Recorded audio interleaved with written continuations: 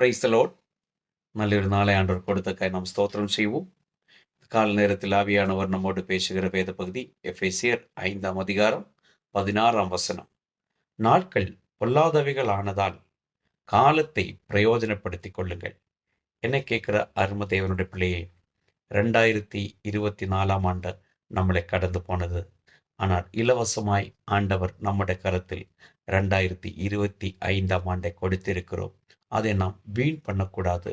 நாம் அதை பிரயோஜனப்படுத்த வேண்டும்படிக்காய் ஆவியானவர் நமக்கு உணர்த்துதலை கொடுக்கிறார்.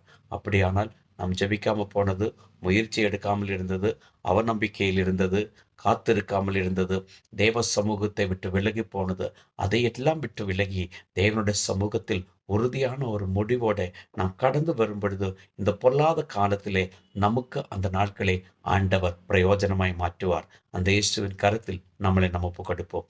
நல்ல ஆண்டவரை நன்றி செலுத்துகிறோம். இந்த கால நேரத்தில் நீ கேட்கிற ஒவ்வொரு பிள்ளைகளையும் இந்த வேதத்தின்படி பிதா குமாரன் பரிசுத்தாவின் நாமத்தில் ஆசீர்வதிச்சு ஜெபிக்கிறோம். இயேசுவின் நாமத்தில் பிதாவே, ஆமென்.